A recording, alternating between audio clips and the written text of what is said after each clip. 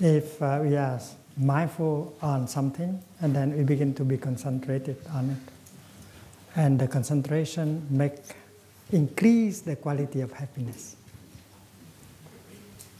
Suppose you have a good cup of tea, or suppose you are contemplating a beautiful sunrise,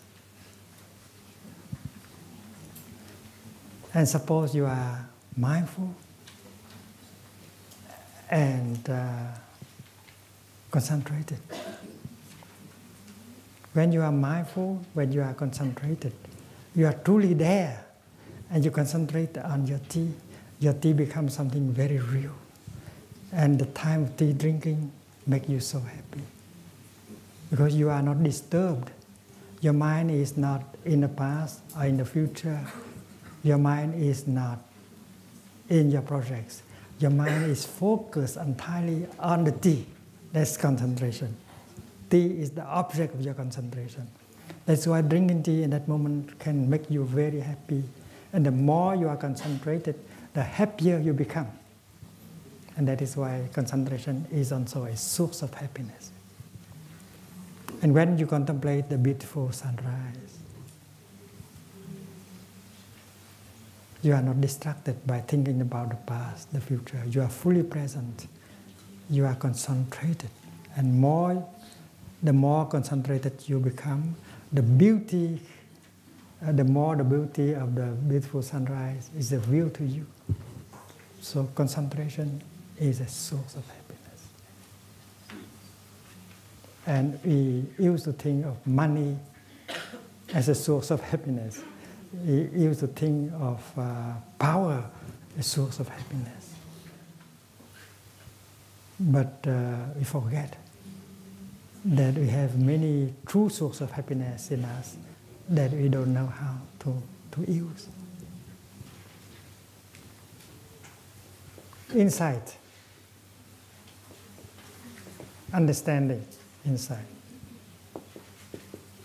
When you get insight, you can be very happy because insight always liberates you. If you are inhabited by fear, you cannot be happy. You cannot be joyful. If you are inhabited by worries or desire, craving, you are not peaceful. You cannot be happy. But when you get insight, fear is removed, craving is removed, you are free, and true happiness comes to you through joy.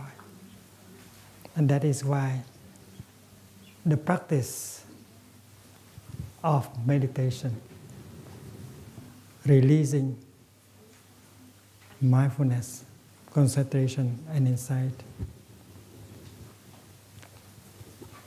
is the practice that can bring joy and happiness. And that is the practice of love. The practice of releasing is the practice of love. The practice of mindfulness is the practice of love. True love.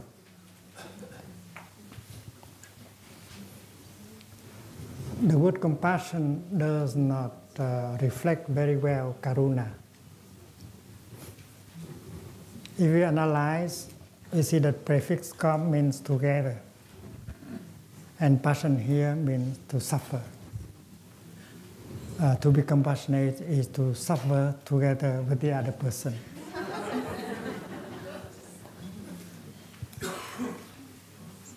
But karuna does not mean that you have to suffer. Karuna means the capacity of relieving the suffering. And maybe the opposite. Relieving the suffering in you, relieving the suffering in the other person. And you have to got that kind of capacity, the power to relieve compassion. If you don't know the practice of mindful breathing, if you don't know the practice of holding tenderly your pain and your sorrow, if you don't know how to look deeply into the nature of suffering, And then you cannot transform, you cannot bring a relief. And if you do, you don't have to suffer. And you don't have to suffer with him or with her. In fact, you and her, both of you are practicing in order to remove and transform the suffering.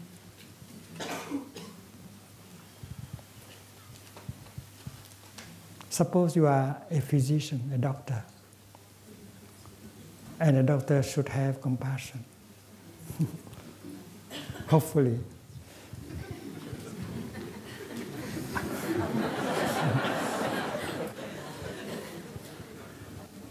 And when a patient comes and complaining of the pain, of the fear, and even if you are a good doctor, do you have to suffer with that person in order to be kind to him or to her?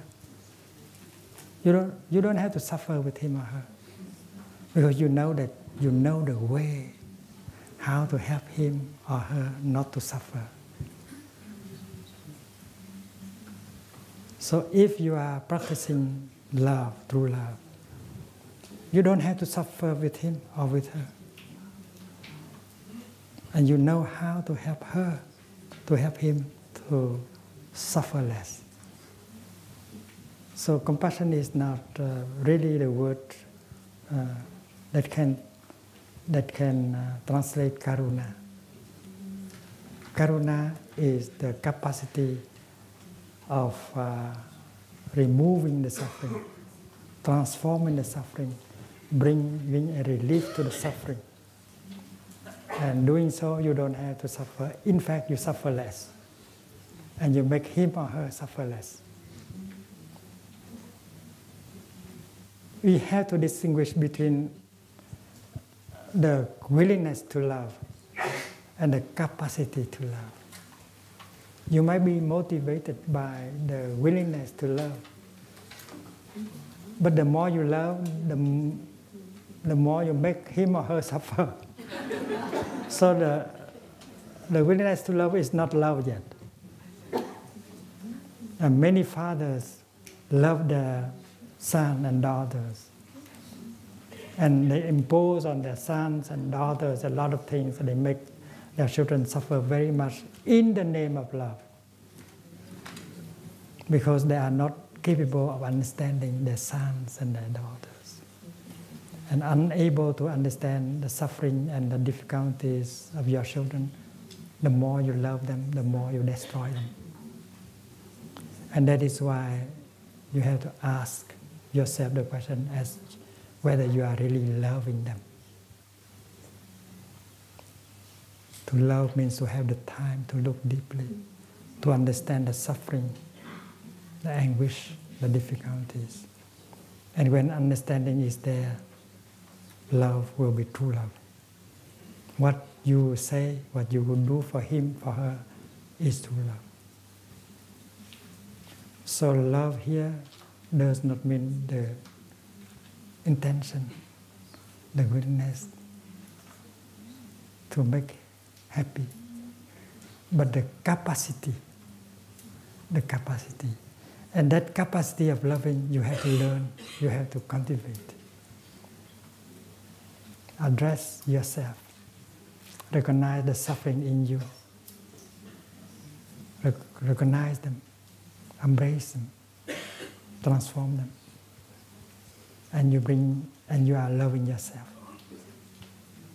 And based on that experience, you are going to succeed in helping another person to do the same. Recognizing the suffering, transform the suffering, and then bringing a feeling of joy and happiness. All these things are very concrete, not just talking.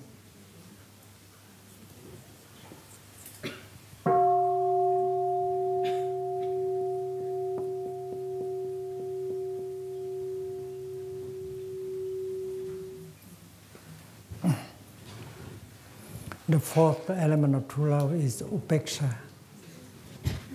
Sa. And this is the foundation of true love. In true love, there is no longer any discrimination. In true love, happiness is no longer an individual matter. You and him, you are the same person. His suffering is your own suffering. His happiness is your own happiness. Your joy is his joy. No longer any barrier, any frontier between the lover and the one who is loved. And true love has this kind of element. The abolishment of self. There is no longer any self. Lover and loved one are one. When you love yourself, the lover is you and yourself is you. And when you love him, you are him and he is you. And happiness is no longer an individual matter. Happiness is happiness for both, for everyone. And suffering also, suffering is no longer an individual matter. There's no more distinction between the lover and the one who is loved. And equanimity has been used to translate upeksha, but I would like to use the word inclusiveness. In true love, you don't exclude anyone. And if your love is true love, that will benefit everyone. Not only humans, but also animals, minerals, and vegetables. If that is really true love. To love one person is an opportunity for you to love everyone and every living species. And you are in the good direction. That is true love. But if you love someone and you get caught, and you get cut off, that's not true love. There's a song saying, I love you, I need you.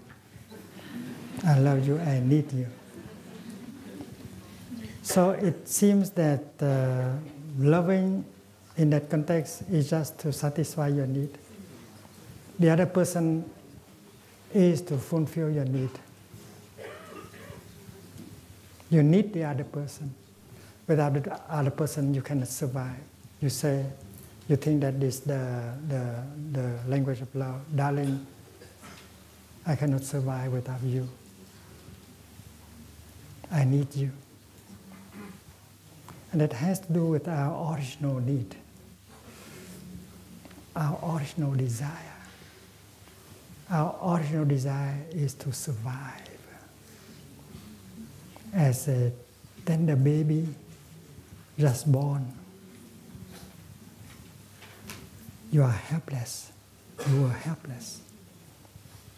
You have arms and feet, but you cannot move. You cannot go anywhere. You cannot do anything to yourself. Especially you have gone through moments of danger, the moment of your birth. They cut the umbilical cord. You come from a very comfortable place to a hard place. And you have expelled the liquid in your lungs in order to breathe in the first breath. So dangerous. You don't know what they are talking about. You don't know the language of man yet.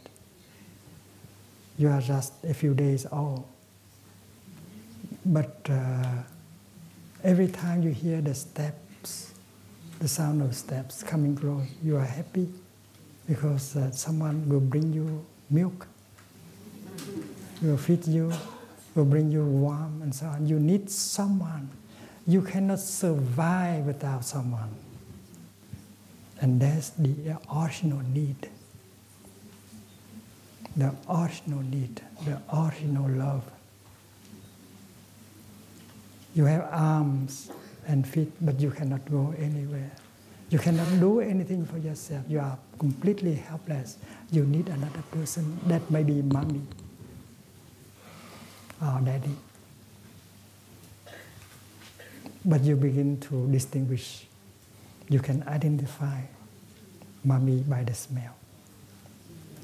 You can recognize the sound of her steps.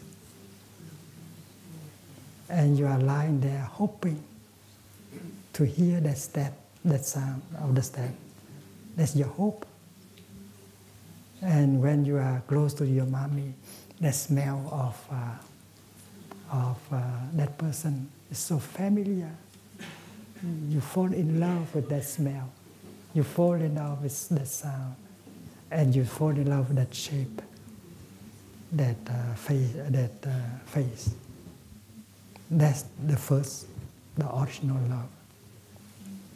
And that love is born from your need. Your need. So when I say, I love you, I need you, that's very natural.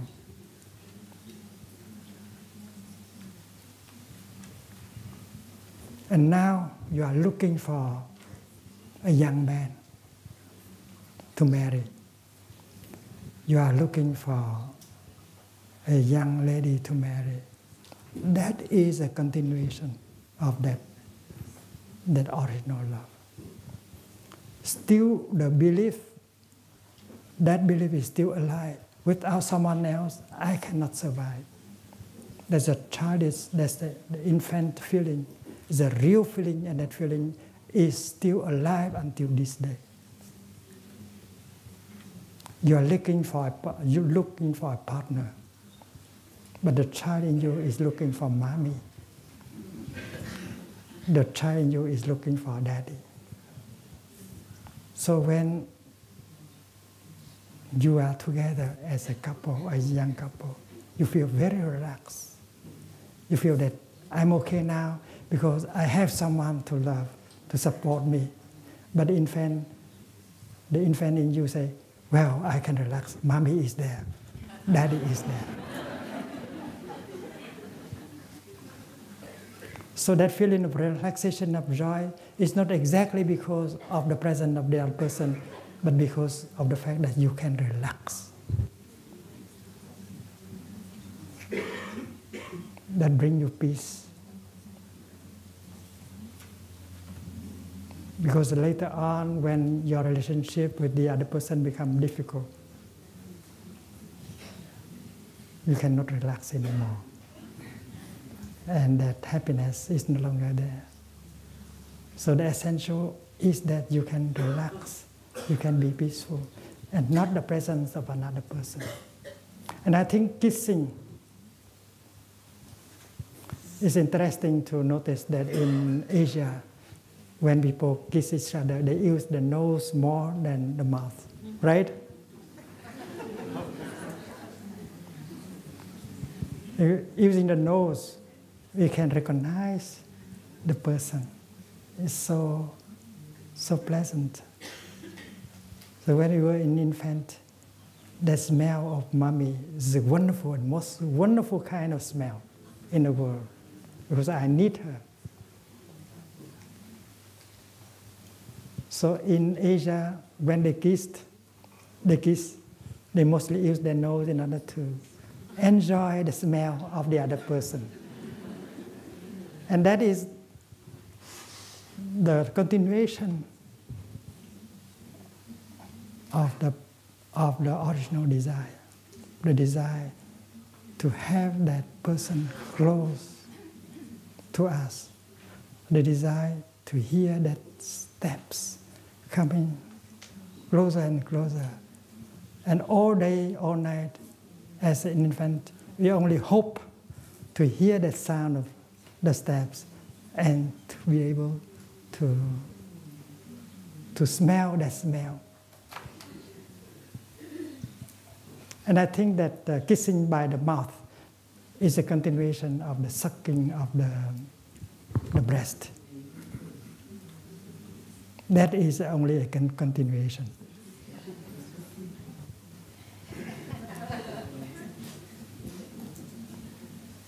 Like Westerners don't use, I don't know, the nose as much as the Asian people.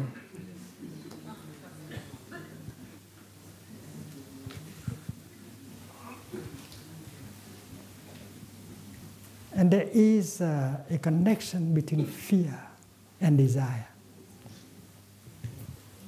In fact, fear and desire are just one thing.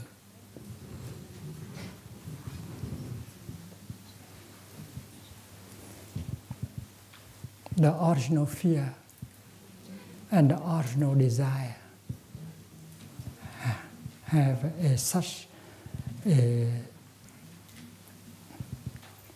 leave such a mark in our life.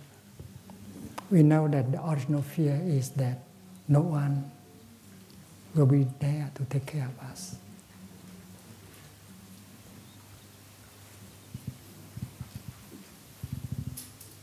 I am helpless. I have no means to take care of myself. I am vulnerable. I need someone, otherwise I will die. That is the feeling of the infant. And that continues to survive until today. We are fearful, you continue to worry. If today, as an adult, you continue to be fearful, to feel insecure, not safe, you continue to worry, that is the continuation of the original fear. And together with that fear, there is a desire to have someone that will take care of us, take care of me, someone that can assure my well-being, that can assure my survival. So today, as an adult, when we love someone, look deeply into that nature of love. We continue that kind of desire to have someone so that we can feel safe. And that is only the desire. But true love is not like that. True love can be generated from within. And with true love, you can feel complete in yourself. You don't need something outside. And true love is made with 4 elements that we just discussed about. True love is like the sun. It's like a lamp shining. The lamp has kerosene. The lamp has light. The lamp is sufficient by itself, so it offers light. And it offers light for everyone. It does not say that, no, I only want to offer light to this person.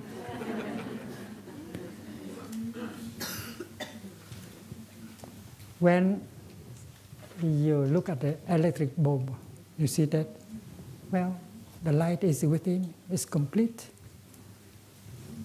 And the electric bulb is shining upon us with equanimity, inclusiveness. It does not exclude anyone. And that is the fourth of the 4 conditions of elements of true love. Equanimity is that. No longer any discrimination. That is the love of the Buddha. Sex is not love. Sex is an instinct of preservation. Every living thing wants to continue into the future. Not only humans, but also animals. They want to continue into the future. And also the vegetable world, the plants, they produce seeds in order to continue them into the future. So having the desire to self-reproduce is a very natural thing. And love is another thing. Love is not sex. Sex is a means to reproduce, to continue. That is something natural with man, with animals, and we should not mix them up. We are not against, we should not be against sex, but we should not mix it with love. True love doesn't have to do with sex. You can perfectly love without sex. So the teaching of the Buddha on true love is very clear. And it is possible for us to cultivate these 4 elements of true love with the practice of bringing joy and peace and relieving the suffering. The practice of releasing, the practice of being mindful, the practice of being concentrated, the practice of getting insight can handle the suffering inside, can transform the suffering inside, can bring joy and peace. That is love. You don't need another person in order to practice love. You practice love on yourself. And when you succeed, loving another person is something very natural, like the electric bulb or bulb. It will shine. It will make many, many people happy. And you are like a Buddha. You love everyone. You love every species. And your presence in the world is very important, because your presence is the presence of love. Good morning, dear Sangha. Today is the 11th of June in the year 2009, and we are in the Assembly of Stars Meditation Hall, Lower Hamlet, Plum Village, during our 21-day retreat. We still have another 15 days to go.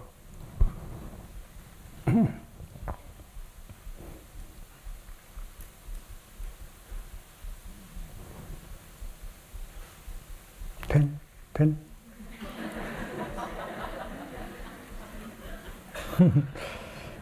I'm not a very good mathematician. Anyway, the 4 Noble Truths is like mathematics. It's the exact science. Because we have seen that the 4th Noble Truth is just the opposite of the second one. On one side we have right view, on the other side we have wrong view. Right view brings well-being, and wrong views brings ill-being. So it's very exact. There cannot be any mistake in it. For the 4th Noble Truth, the path,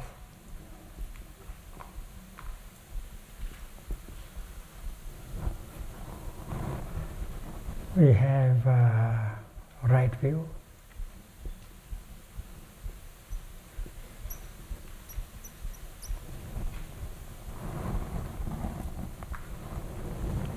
and for the second Noble Truth,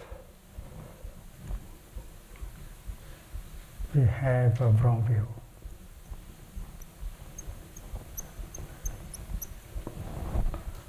Wrong view bring about ill-being.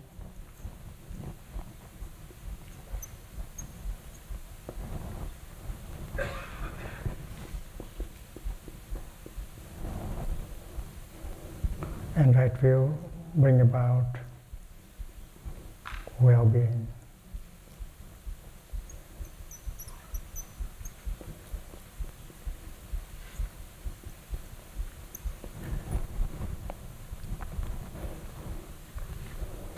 And we have examined right thinking. And we know that right thinking brings well-being. As soon as you produce a thought of reconciliation, compassion, understanding, non-discrimination, you feel the healing take place in your body and in your mind, and you feel better right away. So right thinking brings well-being. Right thinking can heal, can transform. And if we produce a thought in the line of wrong thinking,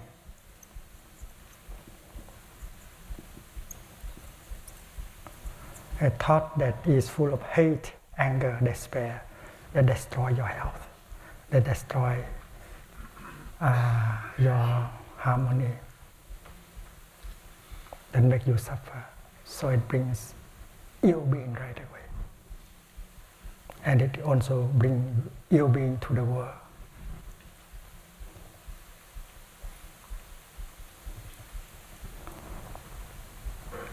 We have discussed, we have learned about right speech, the kind of speech that express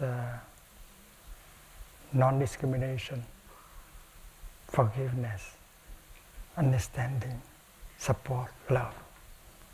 And we know that when we are able to say something like that, or to write down something like that, we feel wonderful. It's so liberating, it's so relieving, it's so healing. So right speech brings healing, brings well-being. And anything that we say that has poisons, discrimination and hate, and the will to punish, will make us suffer and will make others suffer. It will cause ill-being, wrong speech. And we know that as a good practitioner, he can always produce right speech, say something that can heal, that can reconcile. A father can do that, a son can do that, a mother can do that, a daughter can do that, a politician can do that, a teacher can do that. Every one of us can do that. And today, we can do it today. We can send an email practicing right speech, and we can relieve the suffering inside and the suffering in that person right away. Why wait? We have discussed about right action. Right action, the kind of action that brings relief, that can support, that can protect, that can save the lives of people, animals, plants, and minerals, that can help protect the environment, that can reverse the process of global warming. So right action is possible in the here and the now. And we can consume in mindfulness, because the consuming in mindfulness is right action. So right action brings well-being.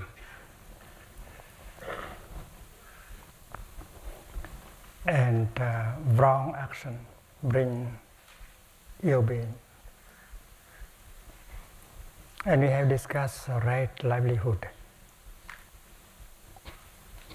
the kind of livelihood that will not make us suffer,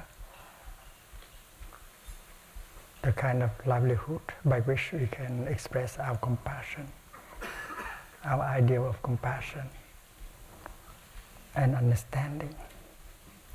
So those of us who have a job, a kind of livelihood that can help us express our love, our care, our compassion, we should be happy about that. It's wonderful to have that kind of job, that kind of livelihood. Even if it brings less money, but it brings much happiness. You know you are on the right path, and that alone makes you happy.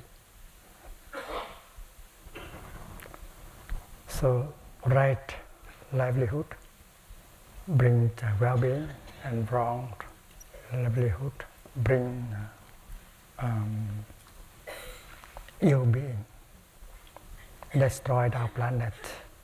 It brings toxins and poisons into the body and the mind of people who consume. And today we should go on with the right diligence.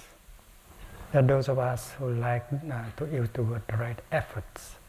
I prefer diligence. Making efforts can make you tired.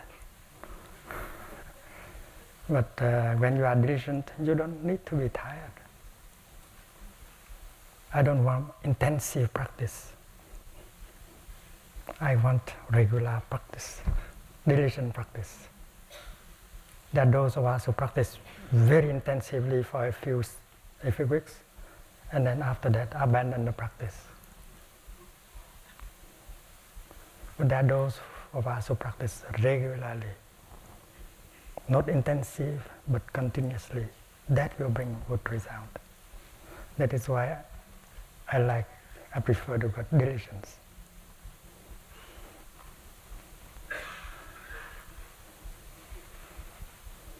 But if you continue to do it because you like it, why do you continue to do that? Because I like it. That is the good answer. Because I enjoy doing that. That applies to the practice. If you don't enjoy the practice, you have to make an effort. And make an effort, you get tired. And finally you abandon the practice. That is why we prefer the word diligence. To stick to it. You continue to it because you like it. It's not because you have to do it. Why do you practice sitting meditation? The best answer is because I like it. Why do you practice walking meditation? Because I like it. Why do you eat vegetarian? Because I like it. That's the best answer. Because you like it, that is why you continue to do it. And that is true diligence, right diligence. And we know that right diligence brings well-being. The practice of mindful walking, the practice of mindful breathing, smiling, bring well-being, bring peace, bring happiness. And the Buddha, after enlightenment, continues to practice. So practicing is not to become a Buddha. The Buddha is already a Buddha. Why does he have to practice? Because he likes it. He likes breathing like that, he likes walking like that, he likes sitting like that, he likes eating like that, because it brings him well-being. So when you ask the Buddha, dear Buddha, why do you continue to practice sitting meditation, walking meditation? Because you are already a Buddha. because I like it. Not because I want to become a Buddha. Right? So that is the best answer, I think, because I like it.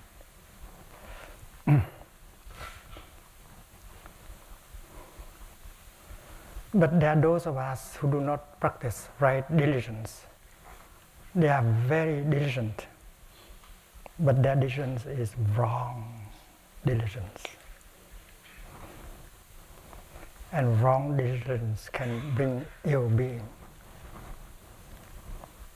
They are caught in their work. They become workaholic. They don't have the time to take care of themselves. They don't have the time to take care of their beloved ones. They are sucked into the work. They are caught into the work.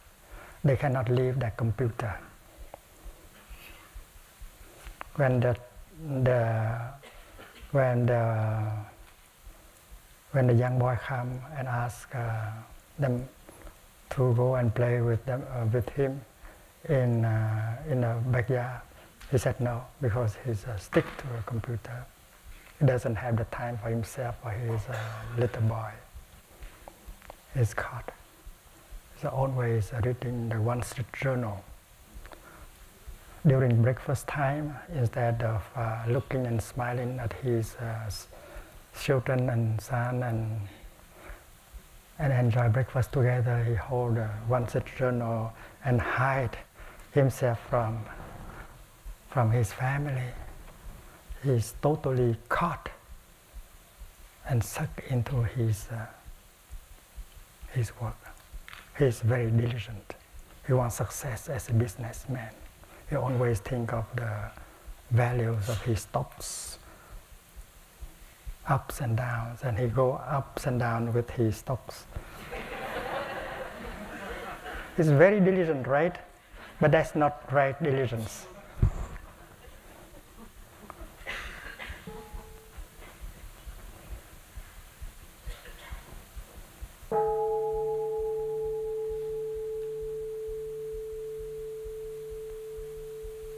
He's working so hard.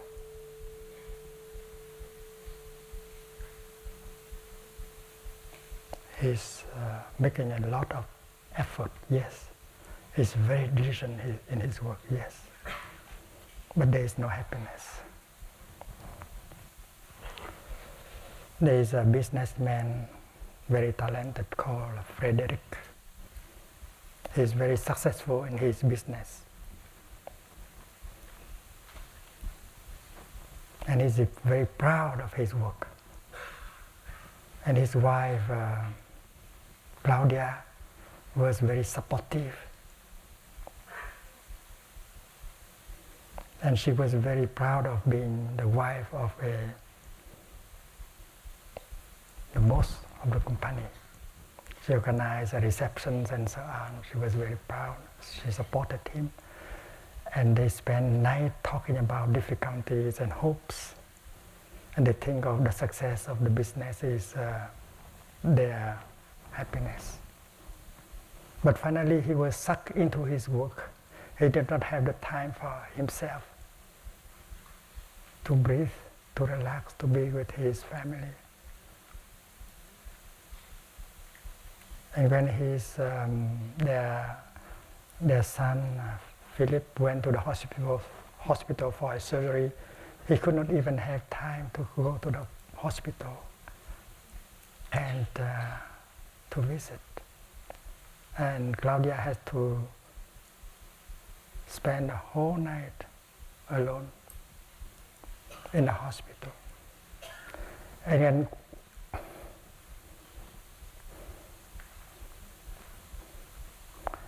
when Claudia had to go for a surgery,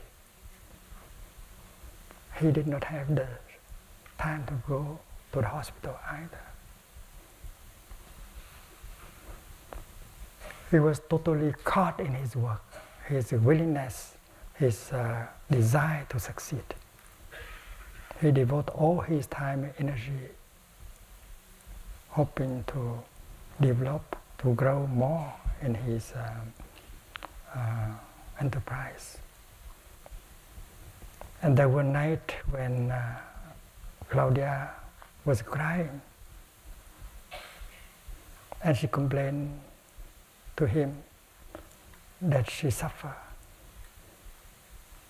He does not have time. He did not have time for himself. He did not have time for her, for the two children. And he said that they have to wait. Nobody can replace him now. But hopefully in the near future, someone will replace him, and then he would have time more to enjoy being with his wife and children.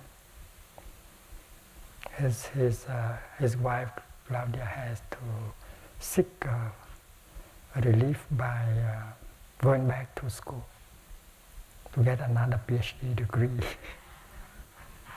to engage in social humanitarian work, and to forget her loneliness.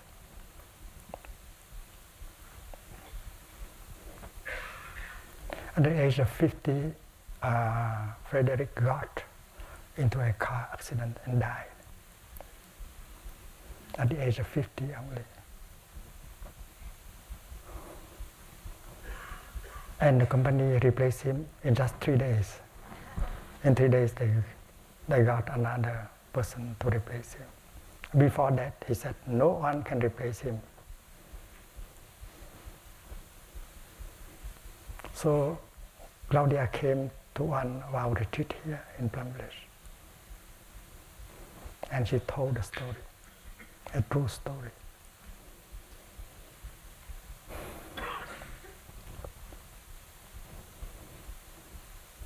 And there are many Fredericks that are still alive. And there are many Claudia that are still alive, and they find themselves in the very same situation. We want more and more and more and more success and power. We always run ahead. We do not have the capacity of living our life in the here and the now. And that is not true diligence. That is wrong diligence. And true diligence in the Buddhist teaching should be understood in that light.